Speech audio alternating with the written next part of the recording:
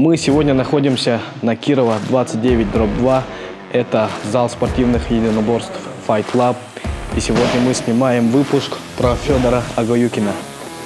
Это чемпион мира по бразильскому джиу-джитсу по белым поясам, основатель собственной школы спортивных единоборств Fight Club и амбассадор бренда Iron.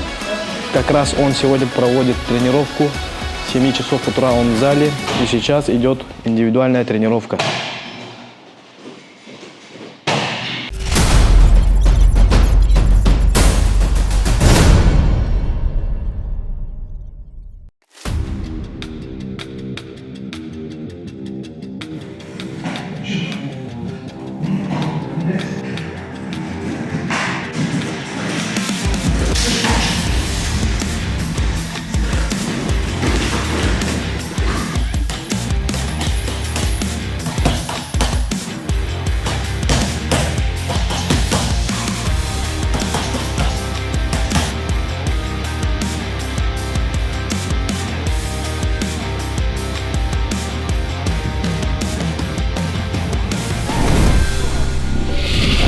Федя, давай начнем с истоков. Ты родился и вырос в Якутии. Расскажи теперь, как маленький мальчик из сурового севера пришел к этому самому техничному единоборству, которое родом из Бразилии. Расскажи про свое детство, про то, как ты пришел в спорт. Родился я в селе Черках Таллинского улуса. Потом в детстве там, я даже не помню, это время, переехали в город потом. И уже вырос в городе.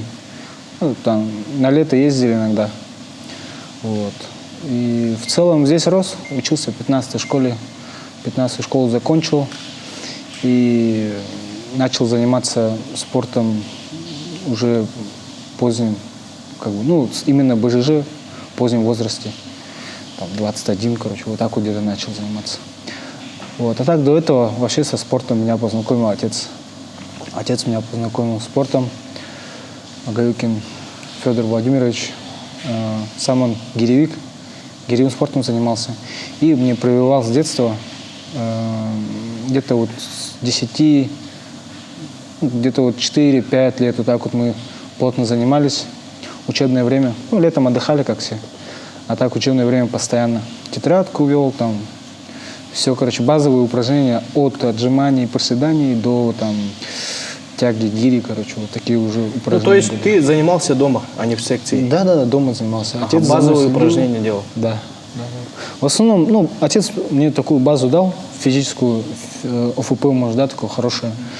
И в целом, я очень сильно благодарен отцу за это. То, что он привил любовь к спорту, и дал физическую силу, хорошую базу. У тех, кто начинает заниматься бразильским джиу-джитсу, в основном есть какая-то база именно в борьбе в какой-то. Вот у тебя она была? Нет, у меня не было. То есть ты вообще никакой борьбой до этого раньше, никаким видом единоборств не занимался? Как все, можно сказать, занимался. Иногда хапсагай, с парнями где-нибудь, в деревне, где между братьями, например, бывают же такие моменты. Вот. Бэкграунд только такой. И все.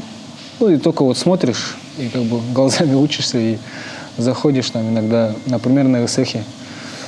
Заходи, все, заходишь, борешься, проиграл, ушел. И вообще я пытался заниматься хапсагаем. На сексе я не ходил, чисто с братьями, с друзьями, и на соревнования заходил, на МВДшная же была. Вот туда я заходил. По 2, по 3 круга каждый год делал. Где-то 3 года подряд так выступал. Максимально я проходил 4 круга на 60 килограмм, не помню уже. А почему из всех единоборств ты выбрал именно джиу-джитсу? Вообще, перед армией, перед армией, это в 19, 18 лет я уже начал интересоваться смешанными единоборствами. Смотреть бои UFC, на тот момент Pride, допустим, Strike Wars, такие старые эти смотрел. И бойцы очень вдохновляли. И начал оттуда уже интересоваться. Именно не однобокими бойцами, да, которые вот, например, выходит из бокса, допустим, он чисто на боксе, да, и у него борьбы нету, например, или наоборот джитсер, который, ну, вот Ройс Грейси, например, чисто джиу, а ударки нету. Вот, на таких смотрел, как бы, ну, они тоже, конечно, мотивируют, просто то, что они, как обычные люди, да, залетают и на одном единоборстве вывозят со всеми универсалами. Но увидев универсалов настоящих, я подумал, вот это, да, вот надо вот таким стать, типа Джон Джонс, там, Рашад Эванс. Но это уже позднее. Ну да, Раньше, наверное, с кассет начинал смотреть. Конечно, не, ну я прям кассеты я не видел. Я вот именно в момент застал, когда вот Джуниор Дос Сантос с Кеном Веласкесом, у них там второй, по-моему, бой был. Или нет, даже первый бой. Вот это время застал. И вот когда вот Джон Джонс с Рашадом Эвансом тоже дрались, это время, это я не знаю, какие года, да, 12-й, 11-й, может, или 13-й, да. Ну, с того момента начал интересоваться. Идея засела в голове, и все. И подумал, что нужна какая-то база, и для меня это подходящее, решил, что это грэпплинг. Грэпплинг. Да. В то время в Якутске где преподавали, где тренировали грэпплинг? Насколько я знаю, в то время в 2 местах было. Можно было пойти сразу на ММА, но я хотел именно базу такую. И решил я пойти к Александру Стручкову. В то время зал был на Рыдзинского, Хотой назывался. И там я начал заниматься грэпплингом. Это какой год? Это 16-й, начало 16-го, примерно так. То есть в 16-м году ты только впервые, вот, получается, на ковер пришел, да? Да. И вот ты являешься первым чемпионом по БЖЖ, пусть даже по белым поясам, это никакой разницы не имеет. Расскажи вот вообще, как ты попал на этот чемпионат мира? Сколько лет ты тренировался, чтобы стать чемпионом мира? И вообще, как проходила подготовка к этому чемпионату? И сам турнир вообще как проходил? Сколько схваток сделал? И с кем отборолся? Так, ну до этого, ну сколько? До 16-го начал заниматься. И в 18-м я поехал на чемпионат Европы. Там занял первое место. И на чемпионат мира вот поехали в том же году, только под конец года. В начале чемпионата Европы было, потом под конец года на чемпионат мира поехали. То есть ты чемпионат Европы сначала выиграл? Да. По белым поясам? Да. И тебя не перевели, да, на другие пояса сразу? Нет, не перевели. Там сложная система, да, там знакомство, как бы, да, познакомиться надо, чтобы, ну, вот это вот все наладить, чтобы пояса там получать и тому подобное. И должен быть старший пояс. А у нас тогда на то время, ну, вот наш тренер был, но он вообще в другой стране получал. Из-за этого здесь у него не было контактов таких. Потом, благодаря тем, что я выступил, там появились знакомства, и уже начали общаться там. И уже речь пошла вот о смене пояса, ну, смене команды. Ну, не смене команды, а вот присоединиться к команде Стрела Тим. Вот. И, получается, в 2018 году выступили вот на чемпионате мира, готовились, ну, как обычно занимались здесь, только, ну, усилили, конечно, каждый день уже, там, бег, ОФП добавили, там, много схваток было. Ну, и я не сказал бы там что-то сверхъестественное, да, там. Это открытый чемпионат, туда заявляется любой человек, ну, кто решил, что он готов. И в весе было, если не соврать, около 40 человек, в основном из России, и из разных стран тоже были, ну, в основном ближнее зарубежье, там, СНГ, там, да, допустим. Еще... Где проходил чемпионат? В Москве. В Москве. В Москве, ну, традиционно, да, там, Крокус Сити Холл, там в зале проходило, и было около 40 человек. Схваток я точно не могу сказать, 5-6 где-то было. В основном с дагестанцами встречался. Вот. Ну, видно было то, что пацаны вольники, там, уши поломанные, все, и что-то да умеют в борьбе. А джиу-то это, другое, как бы, можно сказать, не адаптировались по ходу, чувствовалось. Физическая сила есть, и техники там чуть отставали. Вот как-то так. В каком весе ты отборолся? 60, по-моему. 60? Вес гонял, да? Да. Самое сложное, наверное, это было. Да. Разгонка веса. Нет, в то время что-то легко шло. Молодой, наверное. Да, чуть моложе был. Это сколько лет тогда понадобилось, чтобы стать чемпионом мира? 2 года, считай. 2 года, считай. Да. Ребят, за 2 года человек сразу стал чемпионом мира. Так что абсолютно любой человек может. Конечно, любой человек может поехать и, ну, до этого нужно сделать очень много тренировок, и для этого нужно усердие, да, чтобы, ну, тем более сейчас, мне кажется, сложнее с этим. Ну, чуть посложнее. Более популярнее, да, наверное, из-за этого. Очень много людей видят и хотят заниматься, хотят таких тоже моментов пережить. После чемпионата мира вот тебя сразу перевели, наверное, на другие категории поясов, да? Да. А после белого какой идет? Синий. Синий. Антон? Синий, белый, синий, фиолетовый, пурпурный по-другому называют, да, и коричневый, и черный. Ты сейчас коричневый, нет? Сейчас коричневый. Ага. Коричневый какими правами обладает? Он может тренировать или что-то такое есть? Тренировать могут даже синего, по-моему, но уже, ну, так сказать, компетентный, да, уже, наверное, считается с фиолетово-коричневого. Ну, поздний фиолетовый, короче, можно так сказать. А так, фиолетовый – это тот человек, который может выиграть даже спокойно черного. Да, очень, как бы, ну, из-за этого, вот, например, синий, видно, да, он отличается от пурпурного, например, от коричневого. А если он уже создает проблему черным поясам, синий пояс, это уже, ну, почти близок к пурпуру, допустим. Вот как-то так. У нас недавно вышла новая коллекция, называется она «Охтохтон Охтума Салахтан Самныма». Она специально предназначена для боевых единоборств. То есть у нас в коллекции есть как и длинный рашгард, так и короткий рашгард, джерси, футболка, бойцовские шорты и бойцовские леггинсы. Все под одной коллекцией. Мы уже подарили Федору.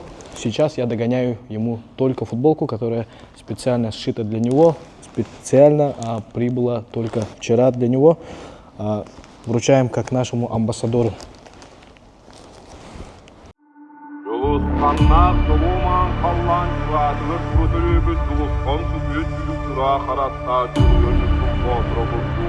Оғой паран орқу оролын күтоқ қыпсық олықпық кейболла. Ал қуаттағыла баран кетер аз күні ярыл бақ болды. Үхет бүткін күр ауырат күттанар көрар кері жуата бұлды. Болда әсеттілі дейк орын арқы қанататаға болын әкетірек барахатады. Бараттыр көзді бүлдейді тағанады банниеттірікті.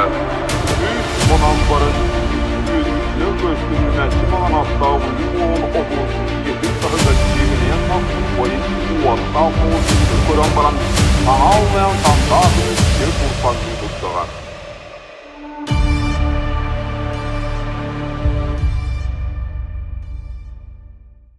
Меня зовут Сережа, я учусь в 33-й школе, мне 9 лет. Перехожу в 3 класс и занимаюсь грэпплингом. Сколько занимаешься грэпплингом? Полгода у дяди Феди. Мы сначала приходим в зал и сначала тренируемся. Нас где-то 6-7 человек, и мы учимся правильно бороться. Как я стал заниматься у Феди, я стал более быстрее и сильнее. На соревнования мы не ходили, но на тренировках мы боремся. Я уже знаю много приемов. Можешь показать? Сейчас, давай. Так что ли? Да, и таз поднимай. Таз поднимай. Да, дырхан делай.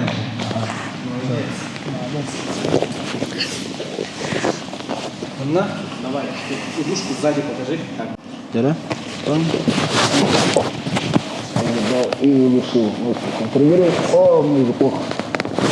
Если вы будете ходить на тренировки, то когда вы пойдете на армию в будущем, вы будете увереннее и сильнее.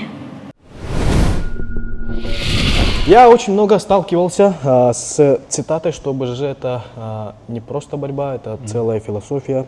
Давай разберем это почему. Почему БЖЖ называют шахматами на татами? А почему шахматные татами? Ну, потому что это превосходство техники над силой, над физической силой. Чаще всего так бывает.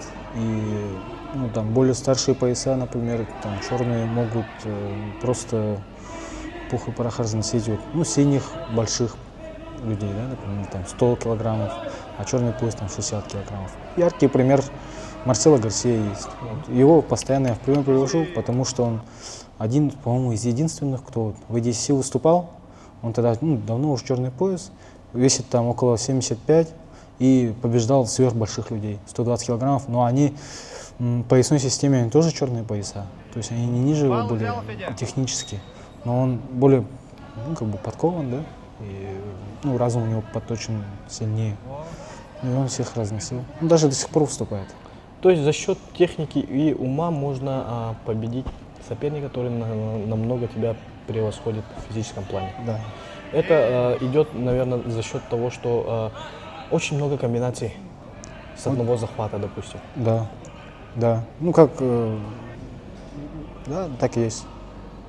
А в целом, да, из чего, если затрагивать эту тему, это пошла философия от семьи Грейси, кто вот создал бразильское джиу-джитсу, да, от семьи Грейси, чтобы слабый человек защищался, да, там, например, более сильные люди нападают, они как-то вот, момент такой у них был в этом, да, плане, и они разработали эту технику специально, да, вот, чтобы там внизу повалить и чтобы нивелировать вес, вот этот моменты вот эти, когда большой человек может просто там, стоя на ногах, схавать человека маленького. Да? Вот. Они стягивают в партер и начинают там работать. Это вот, если смотреть на Ройса Грейси вот, на UFC, как он работал, вот это яркий пример. Вообще, это очень, считаю, что это очень тоже очень глубокая философия БЖЖ. Я очень много выпусков смотрю, даже вот весной сам пару тренировок сделал по БЖЖ, это мне очень сильно понравилось.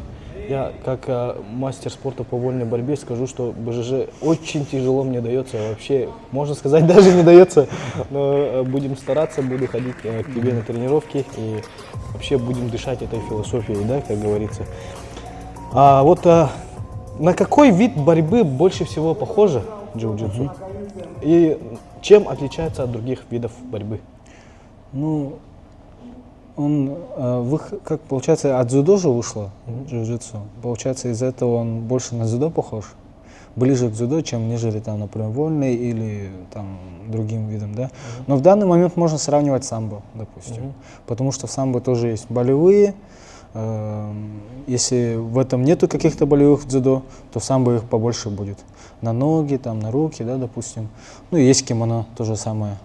Вот. Но самбо более бросковое, дзюдо то же самое. И в целом, да, он ближе больше таким видом спорта, как дзюдо и самбо. Так, а какие вот качества, да, не считая физическую силу, вообще можно взять, когда ты пришел в БЖЖ, вообще как все это формируется? Мне кажется, так, больше там настойчивость, да, вот это вот терпение, переждать бурю, например, когда там атакуют постоянно, ты отзащитился, отстрелялся, все, и потом уже начинаешь контратаковать сам, то есть ждать нужного момента и делать свое. Еще БЖ отличается, например, от других видов, да, тем, что в основном там философия такая, да, сдачи, то есть сабмишн сделать. Вот. И в этом плане как-то очень сильно надо думать, да, вот как говорил шахмат на татами, наперед надо продумывать, видеть, что намерение соперника, да, вот. И по времени там сколько, 5 минут стандартная схватка. Все, и там борьба идет, и за это время обычно человек устает, и уже там сабмишн можно сделать. Да. Правила какие там вообще? 5 минут? 5 минут. Очки зарабатываешь? Или можно сделать сабмишн, да? Да, по балловая система. Например, там уронил 2 балла, там проход гарда, там, 2 балла, допустим, там сайд-контроль, боковой контроль 3 балла, и так далее. Там постоянно на улучшение позиции идет. И потом, если хорошую позицию занял, если есть возможность, сделал сабмишн. Все. Да, и миф-разрушитель, да, вот многие говорят, что можно прийти в БЖЖ там в 30 лет, 40, 50 и не опоздать. Что можешь сказать на этот счет? Так устроено, да, как будто бы вот этот спорт, и даже не как будто бы, этот спорт прям создан для таких людей, вот можно сказать, которые вот никогда спортом не занимались, да, потом пришли, познакомились, например, с бразильским джиу-джитсу, и дальше у них есть возможность выступать.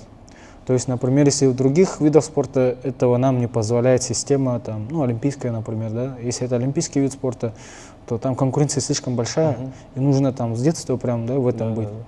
Вот. А в нашем случае мы можем, ну, прожить жизнь, не занимаясь спортом, а потом резко, ну, прийти на БЖЖ, например, да, и узнать о том, что можно выступить, оказывается, на соревнованиях.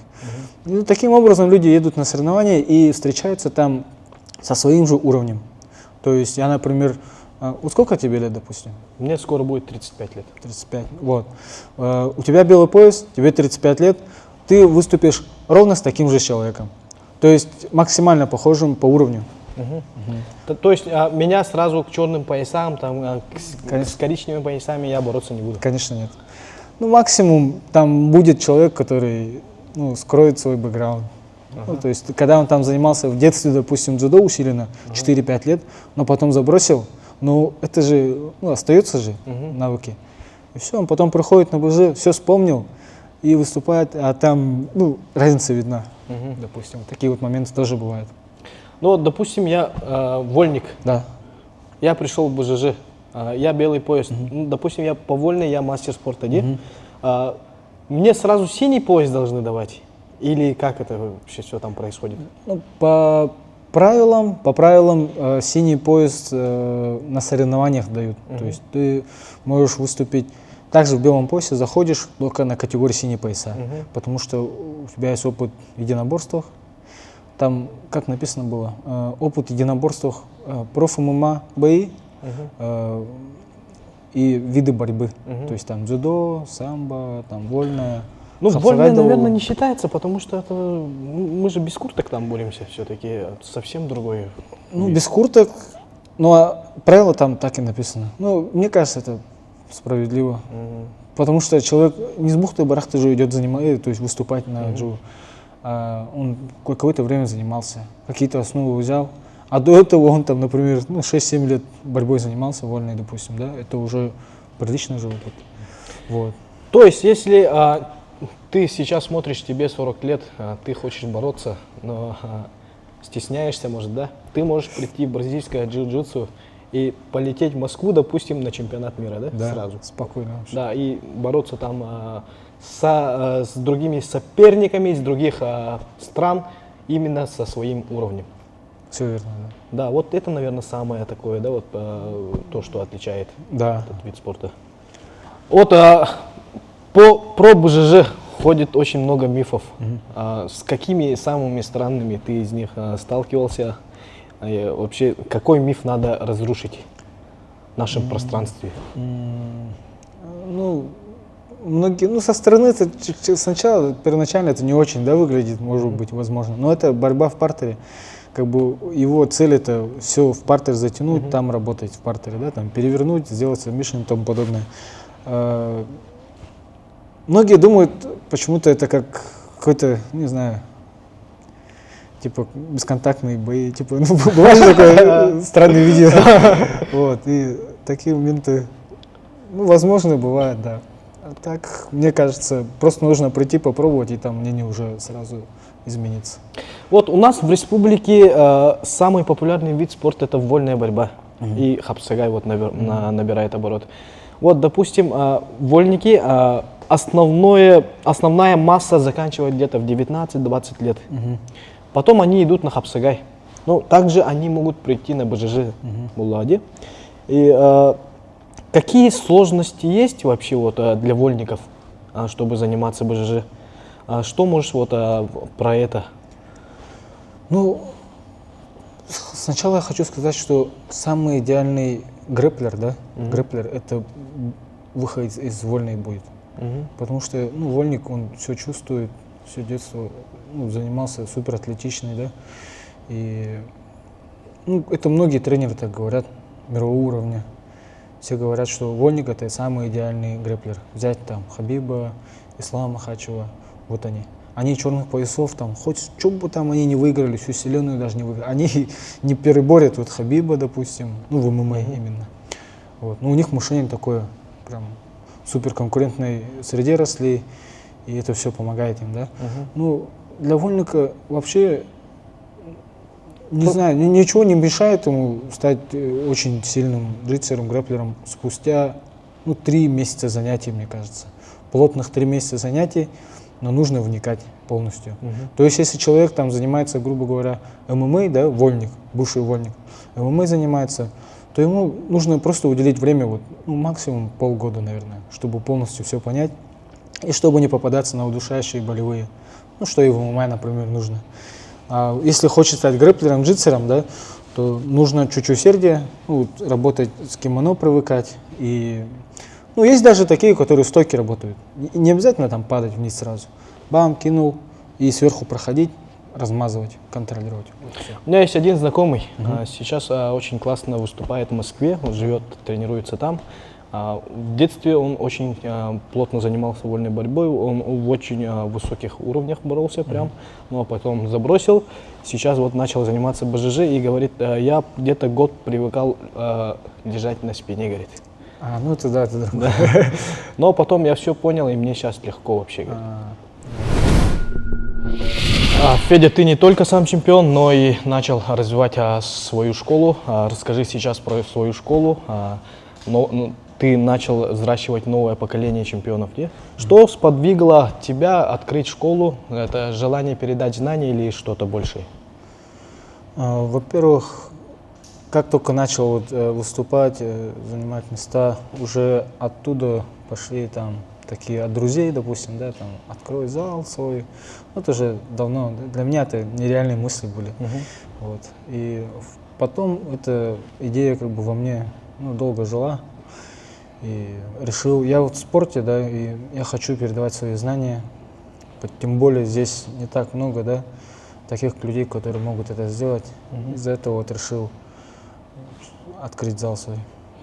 То есть появилось желание развивать этот вид спорта у нас в Якутии? Да.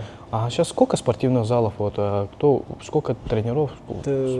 Вообще по городу именно БЖЖ 3 зала.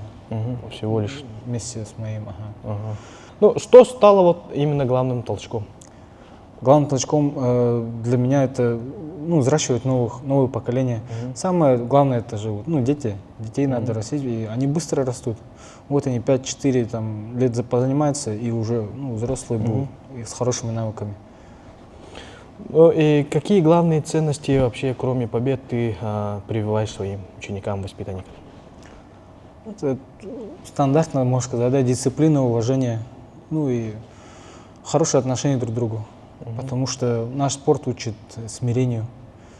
Ты взял на болевой, и его здоровье в твоих руках. То есть ты можешь ему сломать руку, да, либо наоборот. То есть хорошие люди остаются. Если это он плохо сделает тебе, ему также ответят.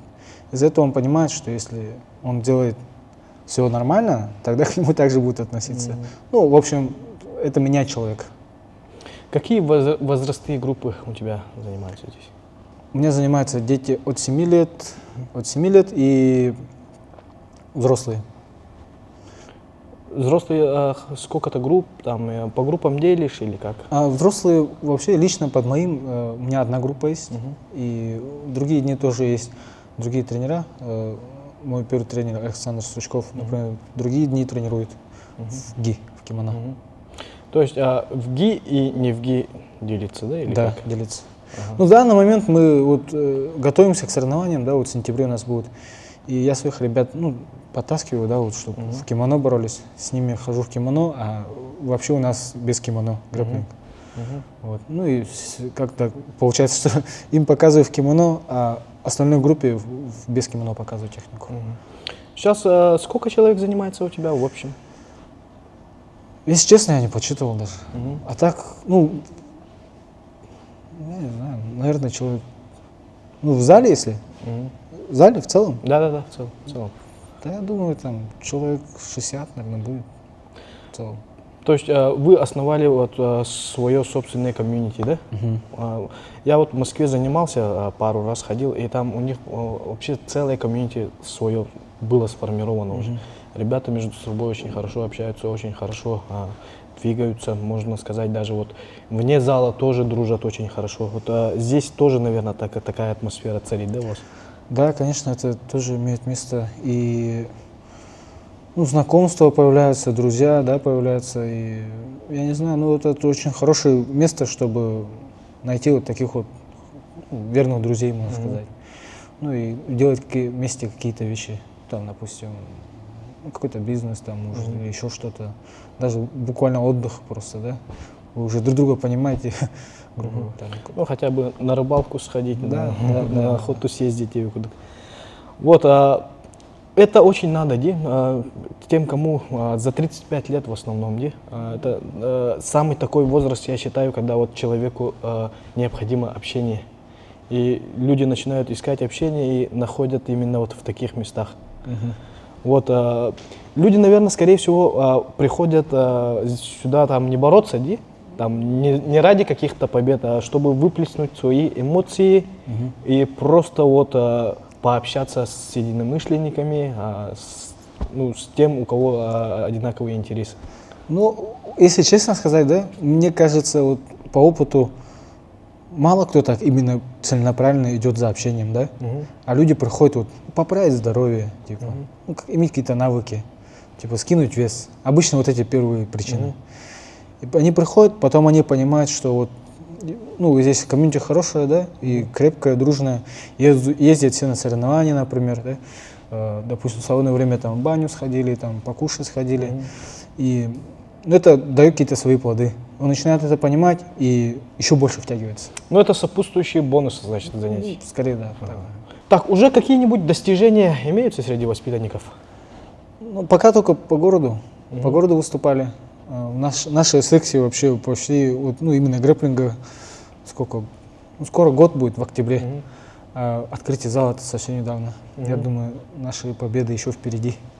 Ну вот ты тренерством начал заниматься уже, ну, сколько-то лет уже же прошло, индивидуальный. Ну да, ты же да, тренируешь, да. Год где-то. Какие-нибудь результаты есть? И куда-нибудь водил ребят на соревнования? На соревнования я водил, так, мы в Казань ездили, и, ну, там чуть спонтанно получилось. И человек у меня занимался там, ну, 3 месяца, и говорит, поехали на соревнования, говорит, ну, поехали.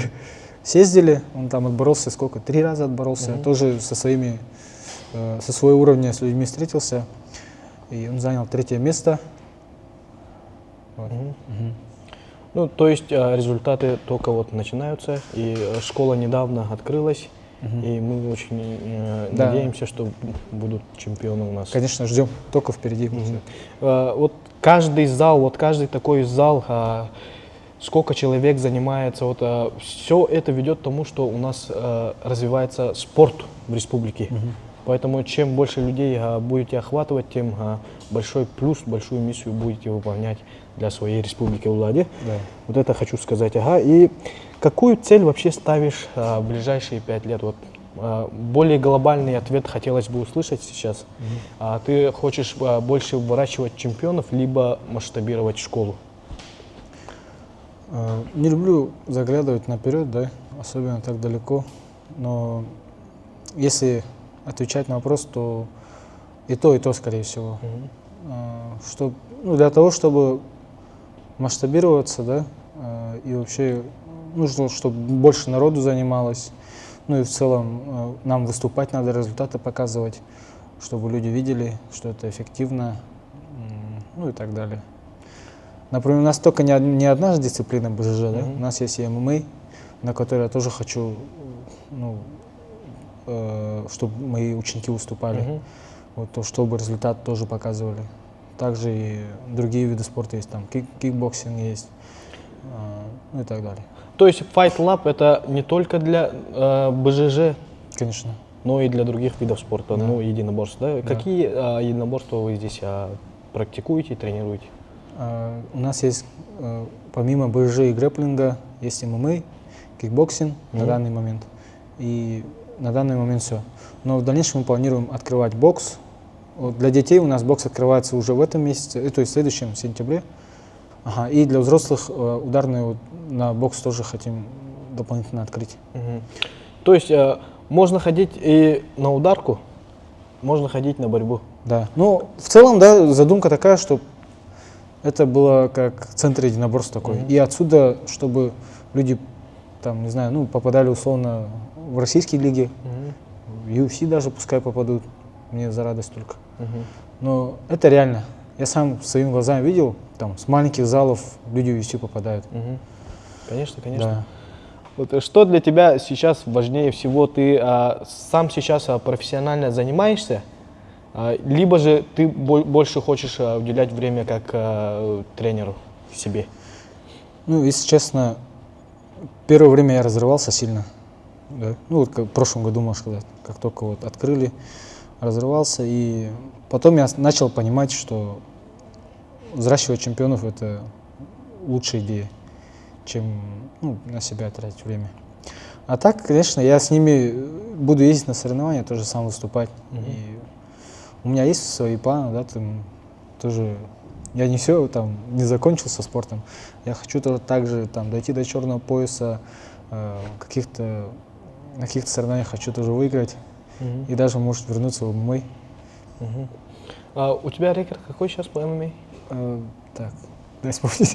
Так, 2 победы, 1 ничья и 0 поражений. 2-1-0 была, Да. девчонка. Так, Федя, есть ли у Якутии уникальное преимущество стать таким центром БЖЖ в России? Но не прям лидерские качества, а так, чтобы вот Якутии тоже БЖЖ было развито. Конечно, есть. Вот на примере других регионов, если смотреть, кавказские регионы, у них сейчас грэпплинг БЖЖ очень сильно развит, прям супер. И если рассматривать, как у нас вольная, да, развита, и если так сравнивать, то, я думаю, очень большие шансы. Материал есть, Да, человеческий материал. Да, конечно, нужно просто развивать этот вид сам, вообще как спорт, чтобы люди поняли, да, для чего он, как можно заниматься, для чего, как и что там достичь можно, да, тогда да. Ну, у нас, считаю, вот вольная борьба и хапсага очень сильно развиты. Если вот эти люди тоже вот хотя бы какая-то часть будет подтягиваться на БЖЖ, то БЖЖ резко будет, наверное, развиваться. Да. Я вот, на этой, как бы, у меня расчет есть, то, что вот парни там, вольники, допустим, кто-то там давно занимался, они придут, вот, и они быстро просто будут развиваться. Просто они увидят, и все, там, не знаю, буквально месяц-два, и все поймут. А остальным, который вот только-только пришел, новичок, ему чуть тяжелее будет, но тоже пойдет. Соревнования у нас как часто проводятся вот в Якутске? Я бы сказал, вообще не так часто, но это надо исправить. И, есть у нас в планах, там, не знаю, как календарно внести или еще что-то, и постоянно, да, делать соревнования, чтобы, все развивались здесь, в городе в целом. А федерация вообще есть какая-нибудь? БЖЖ? Федерации, грэпплинга? насчет этого сложно чуть-чуть. Сложно. Тогда, наверное, сложно будет проводить соревнования, так что В целом, календарный план. это, я думаю, не проблема. Не проблема. Да. так, Главное желание, чтобы человек был, который захотел это сделать. Вот и все. Это сам, наверное, знаешь, организации такого рода, они не приносят прибыли. Это, наоборот, убытки какие-то бывают. И из-за этого никто за этим не берется. То есть этим занимаются только энтузиасты своего дела. Да. Вот как твоя школа сейчас работает с детьми и подростками? Мы в основном приходят к нам новички, и у нас идут, можно сказать, подводящие, да, знакомим с ним, их с грэпплингом, или там, например, ММА проходит то же самое, базовые, да, и, в целом, ребята быстро набирают, это же дети, быстро набирают, и мы с ними там работаем полноценно, да, вот с подростками 1,5 часа, с детьми час работаем. Ты говорил, с 7 лет можно уже записаться на тренировки. 7 лет уже, более-менее осознанный ребенок, уже там не в облаках летает, да. Из-за этого, мне кажется, самое то время, когда вот нужно заниматься и давать хорошую нагрузку, да. Что бы ты сказал родителям, которые, наверное, сомневаются отправить своего ребенка на грэпплинг или на БЖЖ? На единоборство, да, вообще. На единоборство, да. Дорогие родители, не бойтесь, отдавайте своих детей на занятия, потому что это, во-первых, подводящие упражнения для самообороны очень полезно, и вообще для здоровья в том числе, да, общие физические упражнения, так что без задних мыслей приводить своих детей. Ну и напоследок, какой один самый главный совет ты дашь тому человеку, который начинает делать первые шаги вот в этом спорте? Главное, раз выбрали, не сомневаться, идти только вперед, бить в одну точку. Ну, вообще в жизни у меня такая философия, да, в последнее время нарисовывается, что если в одну точку бить, то все получится. Федя, дай теперь напутствие всем тем, кто посмотрел это интервью, кто хочет начать или уже начал свой путь, может быть, не только в спорте, но и в жизни. Ну, что я хотел бы сказать? Главное – это не сдаваться и идти только вперед. Заниматься любым делом, ну и кайфовать от жизни, так сказать, да. И самое главное – это близкие, друзья и здоровье. Так что, друзья, только вперед. бүгінде бүгіннен Булгарка көтерем, лекен Булгарка да. Аны оларны хәле бит. Аны гыт булыш. Аны макар писрек кора.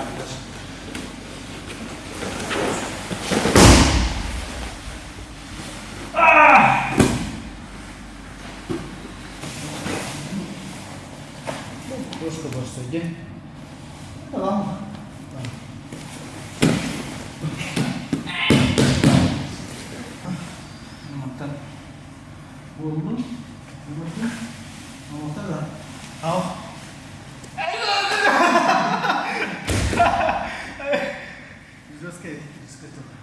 Бастан кушын бахана хулуды. Я булигенен комрахын бирага. Оны күтә. Онтан аны хоп. Оны ойнадың.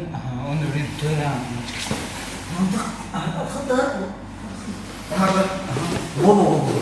Его здесь можешь присоединиться. Батарита. Чемпион мира. Он сдача вот тут. Или это. Бана такая слова. Да? Тоже наши программы. Почему мы говорим или не надо. Bu mankan kadardın diye, bu kadardın ol жергенен bu başın пальцем вниз пойдет. Bu запятку, он на bu мантан туда закручиваешься. Bu onu ki ya. Bu bir taraf manlık, onu oraya. Onlar bunlar daha bir şey yok bu. Doğru, arkadaşlar niye troll aşağı? Ben sırası ne var anda? Ama kızım, doğru mu bana girelim? Bu da kalma. Hani şanlı. Aşağı mı? Bu şey manlık da böyle mi? Ya çocuklar bu adam elini burada. Onu buradan. Evet de. Onu bak. Bu pyatka alam te. Bu pyatkın kadar kayıyor. Bu kılıdı. Bu kılıdı. Onu tudas kuşu. Şunu bu götürme. Sen kıl götür. Onu sihri toptu. Bu. Kontrol. Аккуратно. Сильно хорошо, что потом.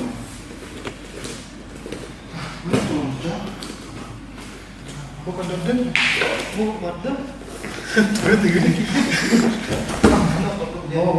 Ini просто ты дам тук, ну тройка. Не обязательно до конца. Не обязательно там пятку. Ну пятку нельзя делать.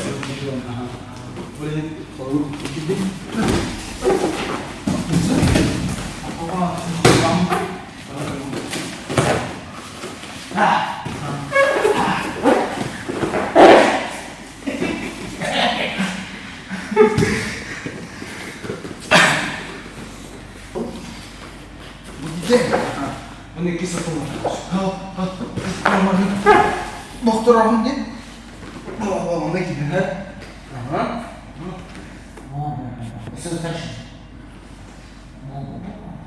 Mana di mesin mana ke dokter tu? Dalam sejam.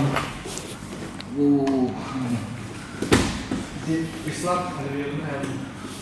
Ну, примерно для людей. А ты тут майданы, хай, позиция, да? Тот другими руками видно. Ислам там. Антон бутох удушение вон виден. Ты тох чука короче. А то хакига, майду бунигатен кадам харас аватан шуай да. Шида. Барам уйди. Бо. Ана по ошибке по ошибке были төбөний баттар турурмарлы. Особенно мама были хайтер мары. Мана гала мана тудам бар. А это фатальная ошибка сразу. Она уже бу кем уже иди дома тарады. Кайт хабар. Биттон хатрава. Ну бу ритм была тирда है вообще хава. Вот тервер. Федя, огромное спасибо за твою невероятную историю, за твою мотивацию. Друзья, все, кто посмотрел это интервью, всем огромное спасибо. Если вы хотите быть ближе к миру чемпионов и развивать спорт в Якутии, подписывайтесь на наш канал, ставьте лайки, комментарии, делитесь этим видео с друзьями. Вместе мы сила. Запомните, главное, что техника побеждает силу. Всем джу. Улучшаем мир, вдохновляя каждого побеждать и развиваться.